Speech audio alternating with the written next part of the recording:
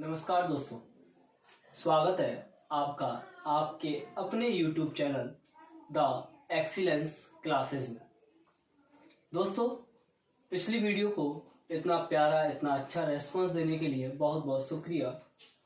उम्मीद करता हूँ कि आप हमारी आगामी वीडियो को भी ऐसे ही अच्छा सा प्यारा सा रेस्पॉन्स देते रहोगे।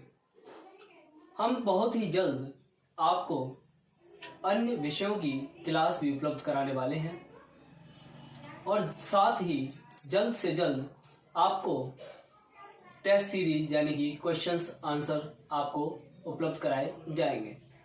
दोस्तों, हमने अपनी पिछली वीडियो में देखा कि अधिगम क्या होता है। हमने जाना कि अधिगम एक ऐसी प्रक्रिया है जो निरंतर चलती रहती है। अधिगम की गति कभी कम तो कभी ज्यादा देखने को मिलती है। अधिगम में विराम नहीं होता। तो अब हम देखेंगे अधिगम की प्रक्रिया को। आज हम जानेंगे कि अधिगम प्रक्रिया क्या होती है, यानी कि लर्निंग प्रोसेस कैसे चलती है। तो अधिगम प्रक्रिया को दिया स्किनर और वॉटसन ने। स्किनर और वॉटसन महोदय अधिगम प्रक्रिया के बारे में जब बात करते हैं तो बताते हैं कि अधिगम का आरंभ अभिप्रेरणा से होता है। अभिप्रेरणा हम सभी लोग जानते हैं कि ये वो उत्तेजना है जो व्यक्ति के लक्ष्य तक पहुंचाने का कार्य करती है। जब व्यक्ति को अभिप्रेरणा मिलती है तो अभिप्रेरणा के साथ ही आता है लक्ष्य, और लक्ष्य के साथ व्यक्ति क्या करता है, लक्ष्य निर्देशित व्यवहार करना आरंभ कर देता है।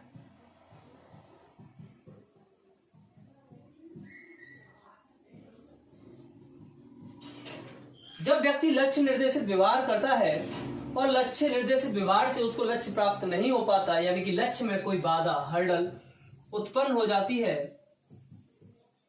तो जन्म होता है शिक्षक की संकल्पना का।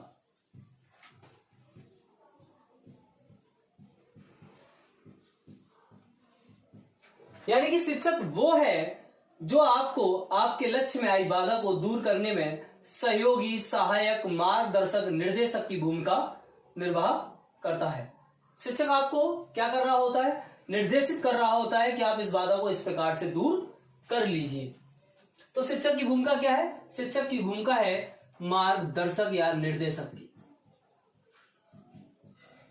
अब शिक्षक आपको कोई मार्ग बताएगा, कोई रास्ता बताएगा, तो आप क्या करेंगे, अपने व्यवहार के साथ शिक्षक द्वारा बताए गए व्यवहार को जोड़ने का प्रयास करेंगे, यानी कि एडजस्टमेंट करेंगे, यानी कि समायोजन करेंगे। और जब ये समायोजन हो जाता है, यानी कि अब आप उस व्यवहार के सापेक्ष खुद को ढाल चुके हो, तो इसे व्यवस्थापन या अनुकूलन हम कह देते हैं।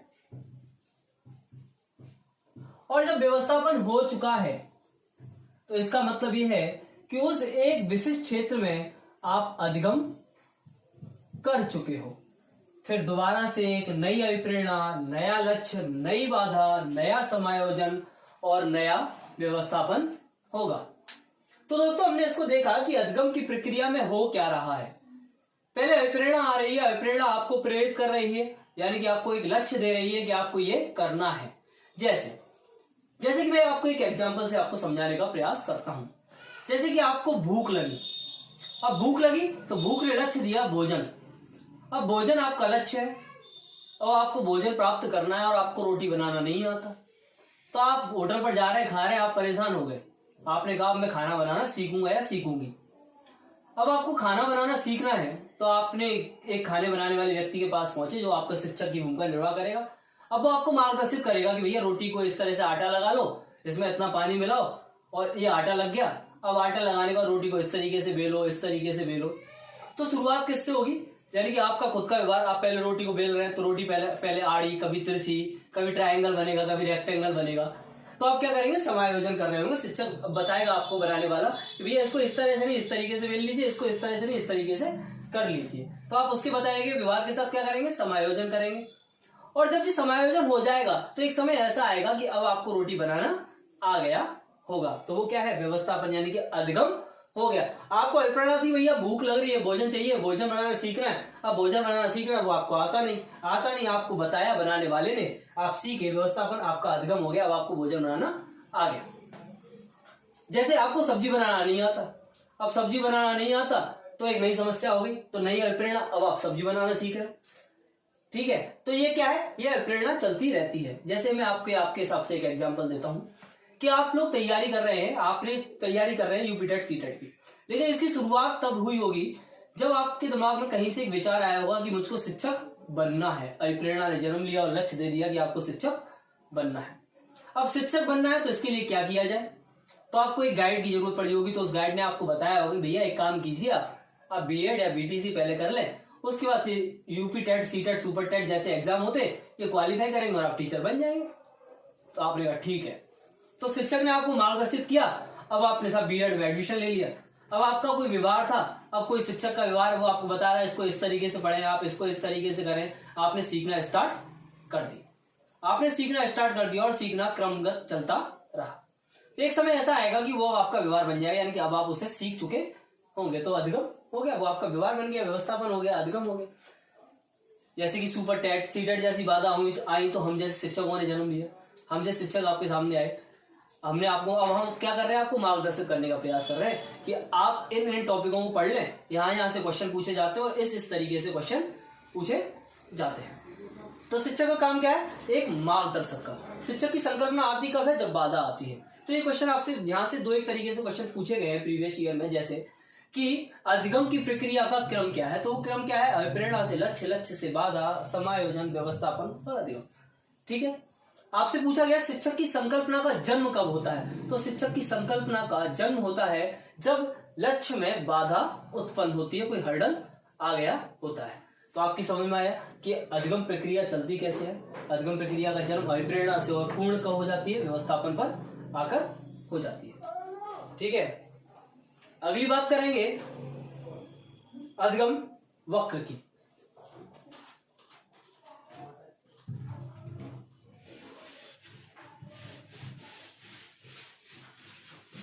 दोस्तों अगर वीडियो अगर आपको अच्छी लगती है तो वीडियो को लाइक, शेयर और सब्सक्राइब करना बिल्कुल ना भूलें।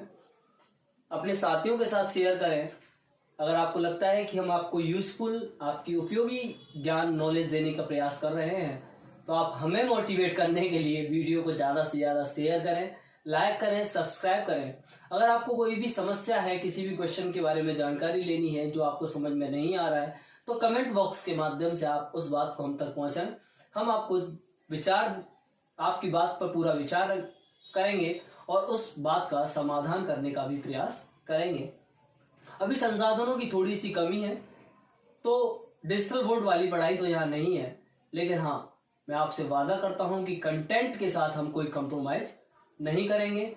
हम आपको हर वो चीज उपलब्ध कराने का प्रयास करेंगे जो आपके एग्जाम में आती है।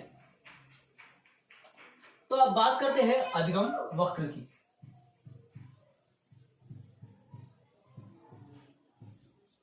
Learning curve. तो लर्निंग कर्व में मैं आपसे कहूंगा कि आप कर्वों को इंग्लिश में याद रखने की कोशिश करें। और पहला कर्व है कॉन्वेक्स कर्व। कॉन्वेक्स कर्व अर्थात उत्तल वक्र। उत्तल वक्र को हम उन्नतोत्तर वक्र भी कहते हैं।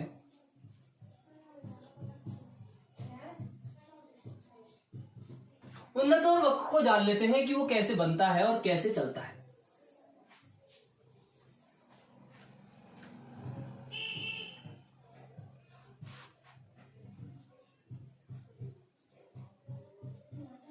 ये इसमें समय है, ये अधिगम है, समय के सापेक्ष आप अधिगम की गति को देख रहे हैं। तो इस वक्र की गति को जानते हैं पहले कि ये गति क्या है। तो हम देख रहे हैं कि प्रारंभ में गति कम है और समय के साथ और कम होती चली गई है। प्रारंभ में गति आपको कैसी दिख रही है, तीव्र। पहले वो सीखने में क्या दिख रहा है आपको, तेज दिख रहा है, और समय के सापेक्ष उसकी गति कम होती जा रही है। तो इसकी गति कैसी है, प्रारंभ में तीव्र, समय के सापेक्ष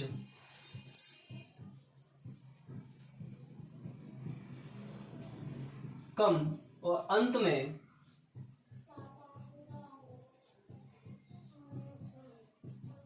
बहुत कम। तो यहां जानने की बात यह है कि ऐसा हुआ क्यों। बालक सीखता हुआ दिख रहा था, यानी कि उसके पास जो अभिप्रेरणा है वो आंतरिक रूप में थी, वो सीखना चाहता था। अभिप्रेरणा कैसी थी?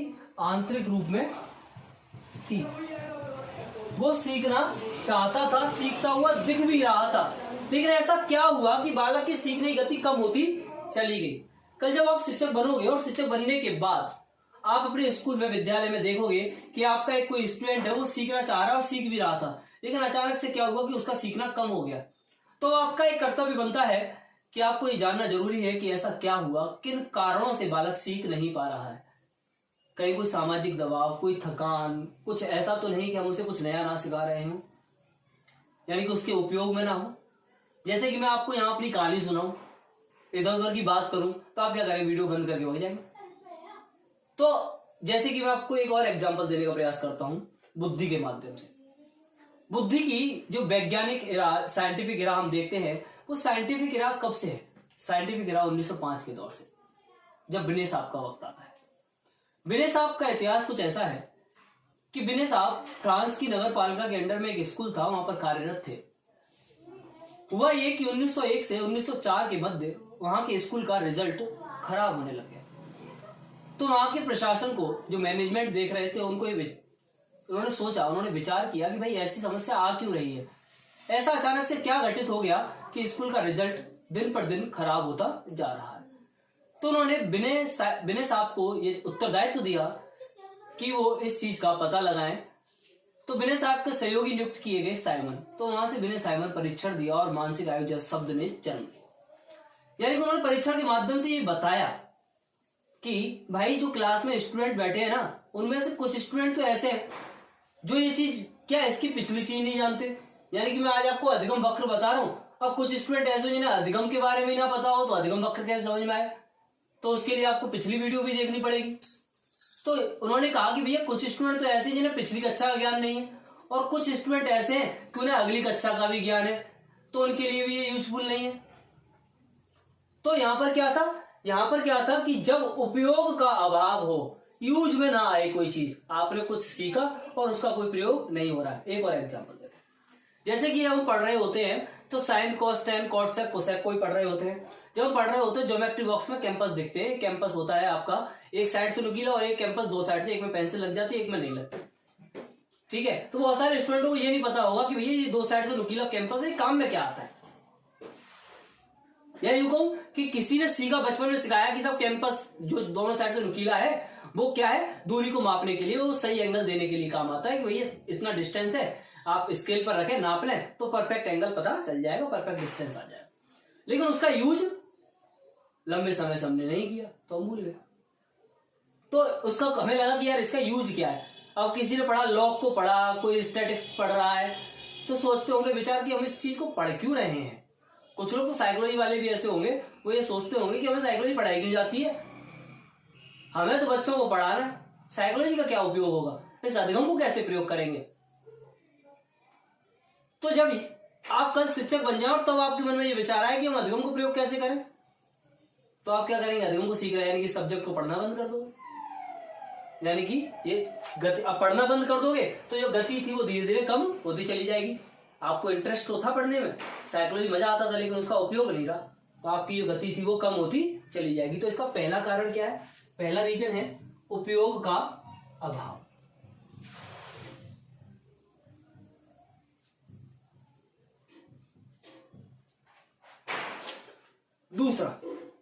दूसरा रीजन है कि कुछ नएपन का अभाव हो जाए, यानी कि आप जो सीख रहे हैं यार वही रटी रटाई चीजें चल रही हैं, एक ही चीज बार बार हो रहा है। जैसे कोई ड्यूटी वाले आदमी हो, उससे पूछा जाए भाई जीवन क्या चल रहा होगा, भाई साहब कुछ नहीं है, बस कट रही है, सुबह 9 से 5 की ड्यूटी है, और जाते आते खाते पीते सो जाते, फिर जाते आते खाते पीते सो जाते।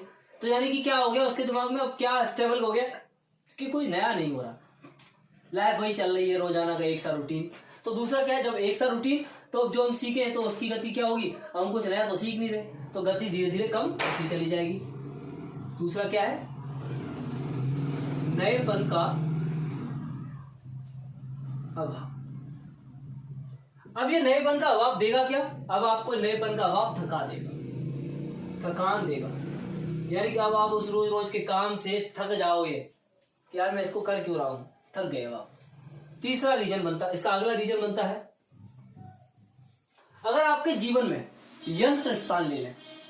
जैसे एक दौर हुआ करता था कि हम सब लोग छतों पर सोया करते थे, छत को ठंडा कर रहे हैं, पानी डाल रहे, बिस्तर लेके जा रहे हैं, आ रहे हैं, पंखे की व्यवस्था कर रहे हैं, लाइट की व्यवस्था कर रहे हैं। एक दौर हुआ करता हाथ से पंखा हिला रहे हैं। आज पंखा चलने लग गया भाई बिना हाथ से हिलाए, लाइट चली जाती तो इन्वर्टर की व्यवस्था हो गई, तो हम थकने लग गए। अब अगर बाथरूम में लगा तो बाइक स्टार्ट कर रहे हैं। अब हमें कहीं जाना है और बाइक का सेल्फ खराब हो गया, किक देने की दिक्कत आ गई, तो अब जैसे किक दिया आपने, पसीना आ गया भाई, किक नहीं दी जा रही, तुरंत मैकेनिक के सामने लगाया कि भाई ऐसा एक काम करो, इसका सेल्फ सही कर दो, तो किक देना ही भूल गए बहुत सारे लोग। बहुत सारे लोग ये नहीं समझ पाते कि किक दी कैसे जाती है इसमें, तो क्या हुआ, भूल गए, तो थकान हो गई, यंत्र ने जगह ले ली। एक दौर हुआ करता था कि हम कैलकुलेशन हमारी बड़ी फास्ट थी, जिनकी मैथ अच्छी हो तो उनकी कैलकुलेशन बड़ी अच्छी है, एक दौर में हुई। अब क्या हुआ, आगे जाके कैलकुलेटर ने जगह दे ली। अब आपको 400 प्लस 450 करना है, तब आप कैलकुलेटर उठा के देख रहे हैं तो ये 400 प्लस 450 होता कितना है। तो हर चीज के लिए आप किसकी तरफ देख रहे हैं, यंत्र की तरफ। तो आप भूल गए भाई कैलकुलेशन करना भी, तो उसने भी क्या किया, आपको सीखने की गति को कम कर दिया। अगली क्या है, यंत्र स्थान ले लें।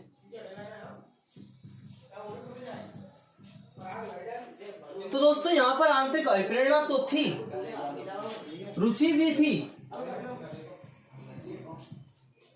लेकिन हुआ ये कि जो सीखा उसका उपयोग ना बचा, कुछ नया ना जुड़ पाया, जिससे थकान हुई या यंत्रों ने अपना स्थान ले लिया, तो सीखने की गति समय के सापेक्ष कम होती चली गई। तो ये बात आपकी समझ में आई? कोई भी दिक्कत हो कमेंट बॉक्स के माध्यम से हमें जरूर बताएं। वीडियो अच्छी लगे तो लाइक, शेयर और सब्सक्राइब करना बिल्कुल ना भूलें, जिससे कि अन्य साथियों को, अन्य स्टूडेंटों को इस वीडियो का लाभ मिल सके। हम अगले कर्व की तरफ बढ़ते हैं और अगला कर्व है कॉनकेव कर्व।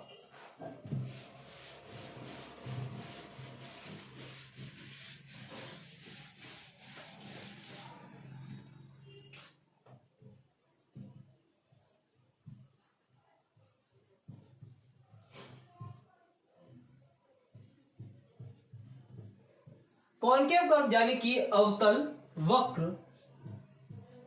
दोस्तों फिर एक बार कहूंगा कि आप इन वक्रों के नाम इंग्लिश में ही याद रखने का प्रयास करें, क्योंकि हिंदी में हर बार एग्जामिनर एक नया नाम लाकर आपके सामने खड़ा कर देता है, लेकिन उसका इंग्लिश मीनिंग एक ही होता है। और आपका एग्जाम बाइलिंगुअल आने वाला है, जिसमें हिंदी और इंग्लिश दोनों ही दिए होते हैं।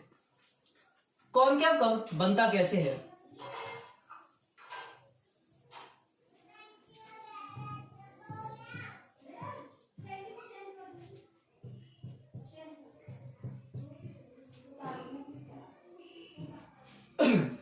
समय के सापेक्ष गति सीखने की बढ़ती जा रही है, यानी कि प्रारंभ में गति की अगर मैं इसकी बात करूं,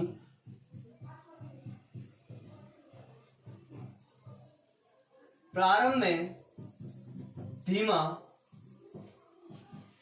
समय के सापेक्ष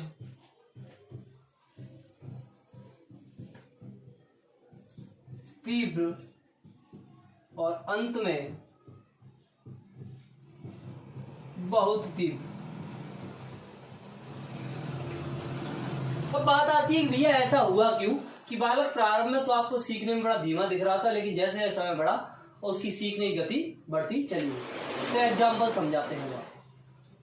जब हम स्कूल में पढ़ने जाते हैं अपने बचपन में और पहली क्लास के लिए हमारा एडमिशन कराया जाता है, तो घर से जाने का मन नहीं करता, मम्मी याद आती है, खेल याद आता है।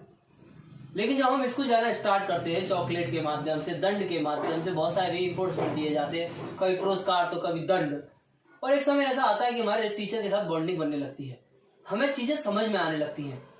यानी कि जो अभिप्रेरणा बाहर से मिल रही थी कि आप पढ़ें, आप ये करें, आप वो करें, अब वो अभिप्रेरणा कैसे होने लगती है, आंतरिक होने लगती है। तो यानी कि इसमें क्या है, जो अभिप्रेरणा है वो उसका क्या हुआ, वो थी क्या, बाह्य, और बाह्य से क्या हो गई, आंतरिक। अब ये आंतरिक हुई क्यों, ये आंतरिक हुई इसलिए कि आपको जो अधिगम था उसमें क्या आने लगी, रुचि आने लगी। रुचि किसमें, सीखने में।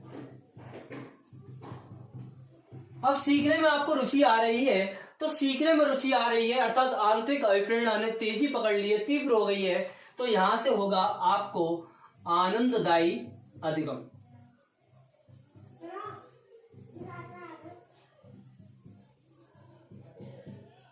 जिसको हम बोलते हैं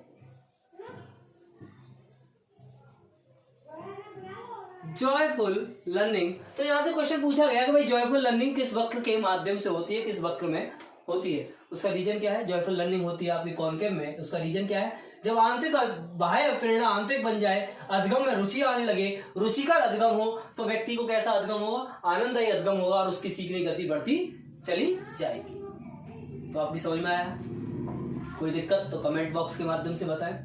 अगले कर्व की तरफ बढ़ते हैं। अगला कर्व,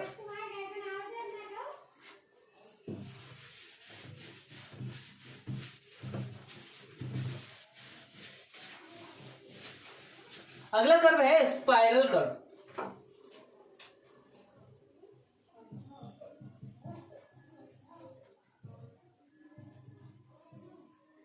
इसको वर्तुलाकार या सीढ़ीदार या सोड़ीदार वक्र भी कहते हैं, सर्पिलाकार भी कहते हैं। बनता किस तरीके से, बड़ा मजेदार सा कर्व, मुझे बड़ा पसंद आता है बनाने में।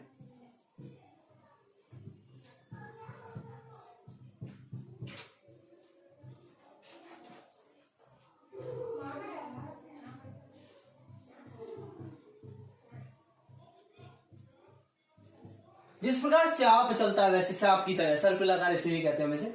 यानी कि यहाँ पे क्या हो रहा है, यहाँ पर हो रहा ये है कि बालक कभी तो सीखता दिख रहा है, कभी नहीं दिख रहा, कभी तो सीखता दिख रहा है, कभी नहीं दिख रहा। तो यानी कि इसकी गति की बात करूं तो गति क्या है, कभी ज्यादा तो कभी कम। ऐसा होगा क्यों, और अंत में क्या हो रहा है, छोड़कर भाग जा रहा है। ऐसा होता क्यों है, ऐसा होता इसलिए है कि जो अभिप्रेरणा है वो आंतरिक बन ही नहीं पा रही। यानी कि वो क्या काम कर रहा है, उसका जो अधिगम है वो रुचिकर हो ही नहीं पा रहा, वो दबाव फील कर रहा है। आप दबाव में उससे कोई काम करा रहे हैं, तो जब तक दबाव है तब तक काम है, दबाव हटा तो काम हट गया। यानी पिताजी आए तो किताब खुली, पिताजी गए तो किताब साइड में, मोबाइल हाथ में। पिताजी फिर गए तो फिर किताब खुल गई, पिताजी फिर आ गए तो मतलब फिर किताब खुल गई, गायब हो गए तो फिर मोबाइल हाथ में आ गया। तो पिताजी है तो पढ़ाई है, पिताजी नहीं है तो पढ़ाई नहीं, कोई पढ़ने का तो मन ही नहीं, मोबाइल चलाना, फेसबुक व्हाट्सएप चलाना। अब अरुचिकर अधिगम में दबाव में आप काम कर रहे हैं, दबाव हटा तो आपने क्या किया, उस काम को छोड़ दिया। और एक समय बाद आप युवा हो गए, आप खुद करने लायक हो गए, तो आपने कहा अब पिताजी क्या करेंगे, अब तो कुछ कर ही नहीं सकते। आपने कहा छोड़ो पढ़ाई, पिताजी मैं तो करूंगा काम, मैं नौकरी पे जा रहा हूँ, मैं करूंगा ये वाला काम, प्राइवेट नौकरी लगा ली मैंने, मुझ पर ना पढ़ाई हो रही है, एक काम करो मैं आपके साथ आपकी दुकान में बैठ जाता हूँ, पढ़ाई नहीं हो रही। पिताजी का ठीक है भैया, अब तक ना पढ़ा तो अब कहाँ से पढ़ लेगा, बैठ जाओ भाई। तो जब तक दबाव तब तक काम, जैसी दबाव हटा काम खत्म। तो इसमें हो क्या रहा है, इसमें बालक कैसे काम कर रहा है। पहली बात मैंने आपको बताई अभिप्रेरणा को लेकर, अभिप्रेरणा कैसी है, केवल बाह्य। दूसरी बात मैंने आपको बताई कि जो अधिगम है वो कैसा है, अरुचिकर है, जिसकी वजह से वो क्या महसूस कर रहा है, दबाव। एक और एग्जांपल देता हूं मैं आपको, जैसे आपने एक मूवी देखी हो 3 इडियट, तो आर माधवन साहब एक रोल करते हैं उसमें। जब वो जन्म लेते तो पिताजी कहते हैं बेटा बनेगा इंजीनियर, और माधवन को भी नहीं पता कि मुझे इंजीनियर बनना है।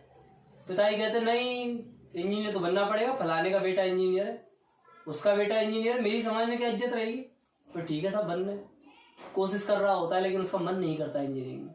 उसे बनना होता है फोटोग्राफर। जैसे ही रैंक छोड़ आते हैं वो क्या करते हैं, वो कहते हैं ठीक है, उसको मोटिवेट कर देते हैं। वो मोटिवेट होता है तो समझ जाता है कि मुझे बनना तो फोटोग्राफर था, मैं तो फालतू बैठा हुआ हूँ, भाग जाता छोड़ के। जैसे ही मौका मिला निकल लिया। जैसे एक और एग्जांपल देता हूँ, जैसे हम लड़कों के साथ क्या होता है, लड़कों के साथ ये होता है कुछ लड़कों को मैथ समझ में नहीं आ रही होती, लेकिन भैया सरकारी नियम के तहत 10th तक आपको मैथ पढ़ना होता है, आपके स्कूल में और कोई ऑप्शन नहीं है। अब ऑप्शन नहीं है, जैसे 11th में ऑप्शन मिला 8 साइड आप लेके भाग लिए, तो छोड़ो मैथ मेरी समझ में ना आती। लड़कियों को जैसे ही 8th 9th में ऑप्शन मिला होम साइंस, वो छोड़कर भाग ली, हमारी समझ में मैथ ना आती, हम ना पढ़ रहे ऐसे, तो वो कंडीशन क्या हो गई, ड्रॉप आउट। एक और बात, एक तो बात अभिप्रेरणा जब बाह्य है, अधिगम अरुचिकर है, दबाव महसूस कर रहा है। एक और चीज, जब बालक की निर्भरता हो किसी अन्य पर, यानी कि वो आएगा तो मैं पढ़ूंगा, ट्यूशन टीचर आया तो मैं पढ़ूंगा, नहीं आया तो कोई दिक्कत नहीं है।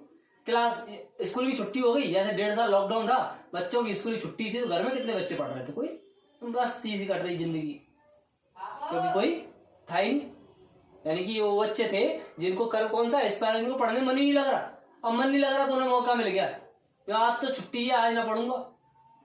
हम लोग भी तो करते हैं कि आज सर क्लास नहीं है, क्लास नहीं जाना, आज तो मैं चैन से सोऊंगी या सोऊंगा। तो वो चैन से सोऊंगी या सोऊंगा वो क्यों कह रहा है आदमी, क्योंकि उसका पढ़ने में मन नहीं लग रहा, क्योंकि उसका उस काम में मन नहीं लग रहा। ऑफिस जाते, ऑफिस जा रहे सैटरडे संडे छुट्टी मिल गई, मैं आज ना करूंगा कोई भी काम, आज तो सोऊंगा, चाहे किसी का फोन है साइलेंट कर दो, कोई ऑफिस वर्क नहीं होगा। तो वो क्यों, क्योंकि ऑफिस वर्क में उसे मजा ही नहीं आ रहा। दवा में काम कर रहा है, सैलरी मिल रही है खर्चा चलाने, तो काम कर लो। तो क्यों हो रहा है रुचि का अधिगम, यानी कि अब इसमें दूसरी बात क्या हुई, इसमें दूसरी बात ये हुई कि वो क्या है, निर्भरता। जैसे कि 4 दोस्तों ने शाम को प्लानिंग प्लॉटिंग की कि यार पेट निकल आया, मेरा तो नहीं है, क्या जिसका निकल आता है उसकी बात कर रहा हूँ। तो पेट निकल आया है, अब मेरा पेट निकल आया तो यार एक काम करते हैं, सुबह से घूमना स्टार्ट करते हैं, तो यार बड़ी समस्या खड़ी हो जाएगी। तो सबने कहा हाँ बिल्कुल, हाँ में मिला दी। अब भैया हाँ मिला दी, 10 मिनट बाद पता चला कि भाई जगाएगा कौन, तो जगाएगा कौन, तो एक व्यक्ति ने जिम्मेदारी ले ली कि मैं आपको जगाने आऊंगा कल सुबह 4 बजे। और ठीक है पक्का जगाने आ जी भाई, वो पक्का जगाने आ गया। अगले दिन आंख मीटते हुए यार जी और आ गया, गालियां देते हुए उठ गए चले गए। अगले दिन वो नहीं आया, तो बड़े सुकून से सो रहे, कोई दिक्कत नहीं है। तो जब आया तो आप काम करते दिखे, नहीं आया तो काम करते नहीं दिखे। फिर आ गया 2-4 महीने बाद, फिर आपका प्लान हुआ यार अब तो चल रहा है यार, अब तो ज्यादा दिक्कत खड़ी हो जाएगी, तो फिर आया भैया कोई व्यक्ति जगाने, तो फिर आप सीखते दिखे। फिर नहीं आया तो फिर एंड में आपने कहा भैया जो होगा सो देखा जाएगा, अब नामों पे कम है रो, मैं तो ऐसे ही काम करूंगा, अब मैं ऐसे ही काम करूंगा। तो आपने छोड़ दिया वो उम्मीद कि मैं अब दौड़ने भी जाऊंगा, उम्मीद ही त्याग दी कि अब तो मैं एडजस्ट हो गया, सुबह इतने बजे से इतने बजे तक की मेरी नौकरी है, ये काम करता हूँ, मैं जाता हूँ थक, मुझ पर ही लगा यार 4 बजे किसी भी कीमत पे। तो आपने क्या किया, ड्रॉप आउट कर दिया उस चीज को। तो अगली बात क्या है, जब बालक की निर्भरता, सीखने में निर्भरता,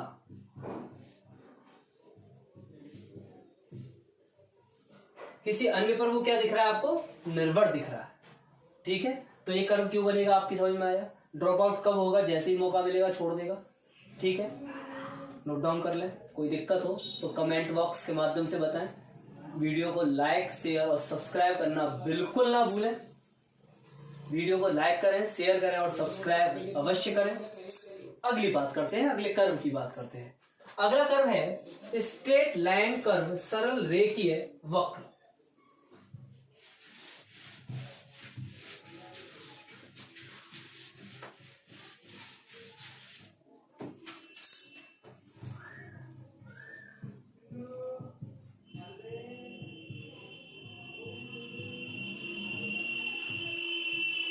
इसको हम शून्य त्वरित वक्र भी कहते हैं, इसे शून्य त्वरित वक्र भी कहा जाता है। बनता कुछ इस तरीके से, लेकिन बनता नहीं, बस बता रहा हूं बनता है, रियलिटी नहीं, रियलिटी में नहीं बनता।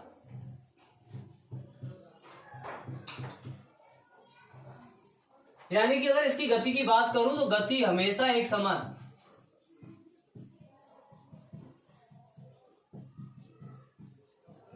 यानी कि कम तो दिख ही नहीं रही, बढ़ ही रही है, बढ़ ही रही है। अब कम नहीं हो रही, बढ़ ही रही है, तो गति हमेशा एक समान हो रही है, गति बढ़ती जा रही है।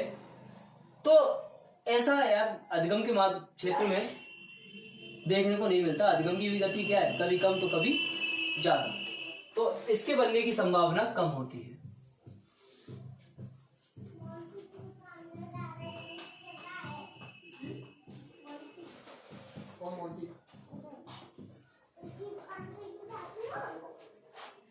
अगली बात करते हैं, अब आपके चारों कर्व पूरे हुए, अगले पठार की बात करेंगे।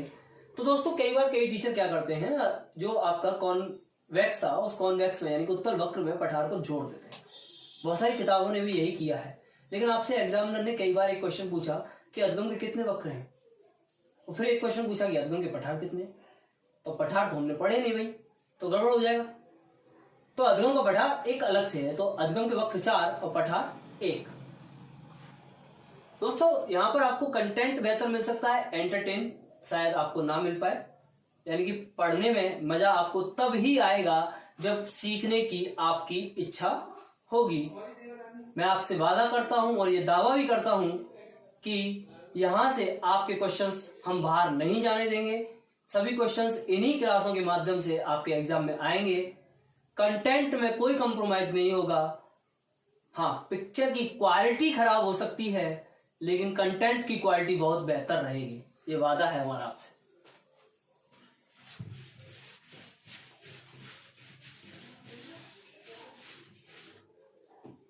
अगली बात करते हैं अधिगम के पठार की।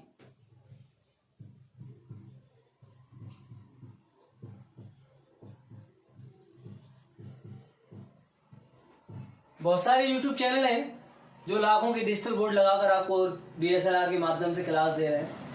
हम आपको लाखों का डिजिटल बोर्ड तो अफोर्ड नहीं कर सकते, नहीं करा सकते, ना DSLR को यूज कर सकते हैं। हम आपको बेहतर कंटेंट दे सकते हैं, हम आपको एजुकेट कर सकते हैं। तो हमारा साथ दें, सहयोग करें, वीडियो को शेयर, सब्सक्राइब, लाइक करना ना भूलें। ज्यादा से ज्यादा वीडियो को पूरा देखें। पूरा देखने के बाद मैं आपसे वादा करता हूं कि आपको क्लास में कुछ बेहतर, कुछ अच्छा, कुछ नया अवश्य मिलेगा। और बहुत ही जल्द हम अन्य विषयों की क्लास भी आपको उपलब्ध कराने वाले हैं। बाकी हमारे चैनल पर पहले भी कुछ वीडियो पड़ी हुई हैं, आप उन्हें भी देखें, जो आपके लिए बहुत ही लाभदायक सिद्ध होंगी। अब बात करते हैं अगली बात अधिगम के पठार की।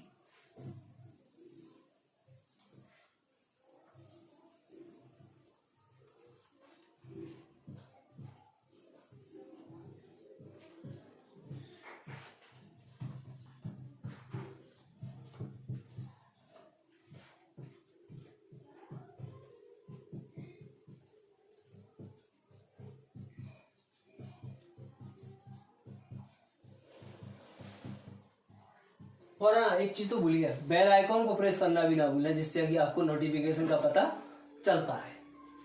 पठार क्षेत्र, अब बात कर रहा हूं अधिगम के पठार की। तो अधिगम का पठार बताने से पहले मैं आपको थोड़ा सा यहाँ पर एक छोटे से एरिया में कर्व बनाता हूँ कॉन्वेक्स को। कुछ इस तरीके से हमने बनाया कॉन्वेक्स को, थोड़ा सा ऊपर जा रहा था, यहाँ पे मैंने रफली बनाया है। अब कॉन्वेक्स को कुछ इस तरीके से बनाया, तो कॉन्वेक्स को तो यानी कि इसकी अगली स्थिति, यानी कॉन्वेक्स बना क्यों, क्योंकि नएपन का अभाव था, क्योंकि थकान थी, कुछ सीख नहीं रहे थे, कुछ नया। लेकिन जो सीखा था वो तो है ना, तो जो सीखा है तो उसको ऐसा तो नहीं कि आज हम सीख चुके और आज ही भूल गए, आज कुछ नया नहीं मिला तो भूल गए। भाई कुछ समय तो स्थिर रहेगा, तो कुछ समय स्थिर रहेगा तो जो सीखने की लाइन है वो सीधी रह जाएगी, ना कम ना ज्यादा। यानी कि उसमें ना तो कोई कमी होती दिख रही और ना कोई बढ़ोतरी होती दिख रही। तो ये पठार क्षेत्र बना क्यों, पठार क्षेत्र बना इसलिए क्योंकि नएपन का अभाव था। पठार क्षेत्र बना क्यों, क्योंकि प्रयोग या अनुबंध की अनुपस्थिति थी।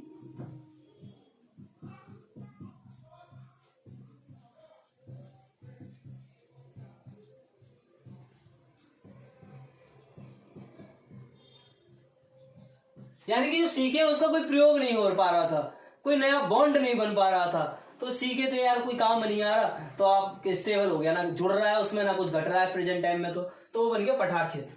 लेकिन ये जुड़ना है घटना कोई लंबे समय तक तो चलेगा नहीं भाई। अब कुछ नया नहीं मिलेगा तो क्या होगा, कुछ समय बाद हम भूलेंगे भी, चीजों को भूलने लग जाते हैं। यार भाई पढ़ा तो था लेकिन याद नहीं आ रहा, तो वो पढ़ा तो था याद नहीं आ रहा, वो कौन सी कंडीशन है? वो कंडीशन है विस्मृति या विलोपन की, अर्थात भूलना। अब पढ़ा तो था लेकिन याद नहीं आ रहा, सर आप थोड़ी सी हिंट दे दीजिए, मैं अभी आपको बताता हूँ या बताती हूँ। सर ने हिंट दी, आपको याद, हाँ सर इसके आगे ये होगा, इसके आगे वो होगा, तो आप सीख गए, आपको याद आ गया। आपको सिखाने में मुझे ज्यादा मेहनत की आवश्यकता नहीं हुई। वहीं एक कोई नया स्टूडेंट है, अब वो कह रहा है कि सर ये होता क्या है, अधिगम क्या है, तो उसे तो पता ही नहीं अधिगम क्या है, तो उसे कितना भी याद दिला लो तो याद आएगा ही नहीं, क्योंकि भूला ही नहीं, क्योंकि उसे आता ही नहीं था। यानी कि इसमें होता क्या है, इसमें होता यह है कि नएपन के अभाव के कारण पठार क्षेत्र बनता है। प्रयोग या अनुबंध की अनुपस्थिति में पठार क्षेत्र बन जाता है, यानी कुछ टाइम के लिए सीखा गया ज्ञान क्या हो जाता है, स्टेबल हो जाता है, क्योंकि नया जुड़ नहीं रहा, कम वो अभी हुआ नहीं। समय के साथ क्या होता है, जब नया नहीं जुड़ता तो हम उसे भूलने लगते हैं, यानी कि वो अब कम होने लगेगा।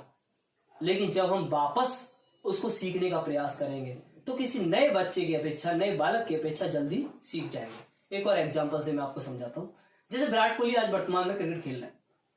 विराट कोहली को अगर खेलते वक्त कोई चोट लग गई और वो कुछ समय के लिए क्रिकेट से दूर हो गए, कुछ समय के लिए क्रिकेट से दूर हो गए, तो ऐसा नहीं कि आते आते उनको, यानी कि कुछ लंबे समय के लिए वो दूर हुए, तो आते ही आते उन्हें क्रिकेट की फॉर्म में या आउट ऑफ फॉर्म रह सकते हैं, वो जीरो आउट होने लग गए, तो क्या करेंगे, पहले प्रैक्टिस करना स्टार्ट करेंगे। अब वो प्रैक्टिस कर रहे हैं और एक नया व्यक्ति है जो क्रिकेट सीखना चाहता है, जैसे कि आप ही हैं, आपको क्रिकेट नहीं आती मान लेते हैं, आप सीखना चाहते हो। विराट कोहली प्रैक्टिस कर रहे हैं, वो चोट होके वापस लौट रहे हैं मैदान में, तो कौन जल्दी सीखेगा, विराट कोहली या आप? तो आपका शायद जवाब होगा विराट कोहली। तो विराट कोहली क्यों? क्योंकि वो भूले थे, उन्हें तो सिर्फ भूली गई चीजों को याद करना था, बल्कि आपको तो आता ही नहीं था, आपको तो सीखना था।